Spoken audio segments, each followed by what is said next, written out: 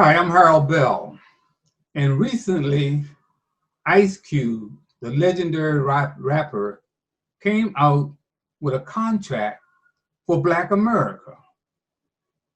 First, he went to Joe Biden to discuss whether they could sit down and talk about his contract with Black America.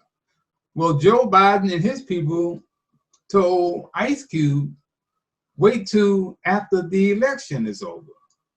So Ice Cube said, okay, I'm going to take it on over here to the Trump administration. And he went and sat down with Trump's people. He didn't go to the White House. He didn't meet Trump.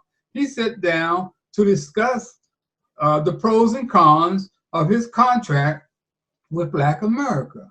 Now, that caused a lot of confusion in the Black community because right away they jumped on Ice Cube like he was selling us out. And after, I was kind of confused by this too. But what happened, I had an opportunity to read Rolling Stone, the magazine, in the interview in Rolling Stone, him explaining why he sat down with the Trump administration. And after reading, it took me about 15 minutes to read it because it was a long piece. I said, man, this contract is better than anything that I ever heard of when it comes to taking care of the needs of Black folks. And what people didn't seem to understand, even though Ice Cube said it, man, I'm not on anybody's team. I'm on the team that's going to do something for Black America. He said Black America, not colored people, not minorities. Well, I'm talking about Black folks whose parents were slaves. So he talked about those of us who were promised 40 acres and a mule or an even playing field that we were never paid for. So that's what happened when we don't listen and read, and when people take positions and that we don't understand. Now you stop and think. 1968, the Kerner Commission, which was appointed by Lyndon Baines Johnson, the president. There was so much unrest and riots going on in the inner city, he decided to appoint a commission to look into why was there all this unrest. And the Kerner Commission, all white boys, went into the ghetto for the first time and talked to Black folks. And when they came back with the report to Lyndon Baines Johnson in November 1968, this is what they said.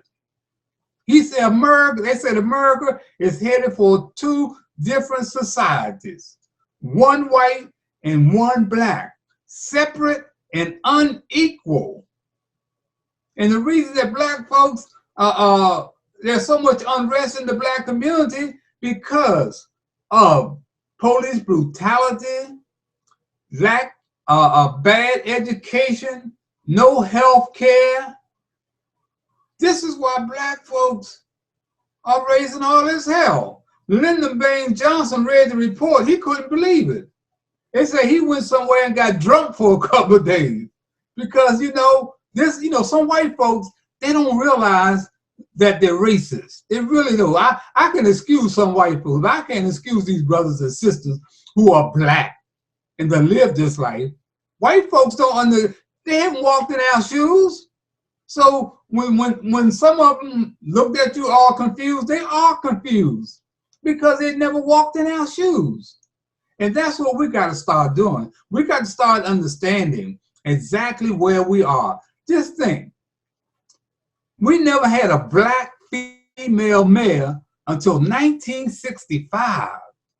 And I think her name was Doris Davis. She came out of Compton, California as the first Black female to run a metropolitan city.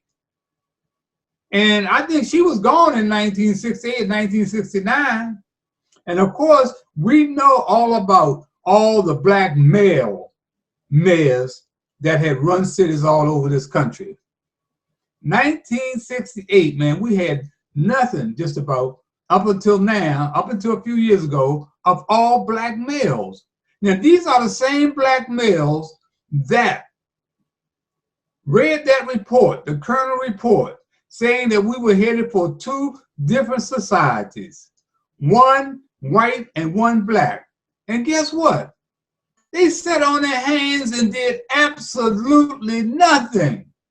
And here we are 52 years later, still fighting for those same rights, still rioting in the streets because of police brutality. Come on, man. We can't lay all of this at the doorsteps of Donald Trump. We can't. We got to look in the mirror and look at ourselves. We are the problem. We are our own worst enemies. Sure, they let a few of us through to become millionaires and billionaires and all that other stuff, but they don't ever come back. They don't ever come back to the ghettos or to the inner cities where they grew up. They move on to someplace else. I had an opportunity to sit down, in which I'm doing my book now. I had 32 millionaires to come through Kids in Trouble and Inside Sports. I'm talking about before they had a real job, folks. I ain't talking about the ones that had already had money. I'm talking about those guys and gals that came through Kids in Trouble and Inside Sports, to include Don King and Jim Brown. Some of these folks who are already famous and supposed to have money. So yeah, so we got a problem here of us. This 2020 election, yeah, is very important. And I'll be back to talk to you about it later.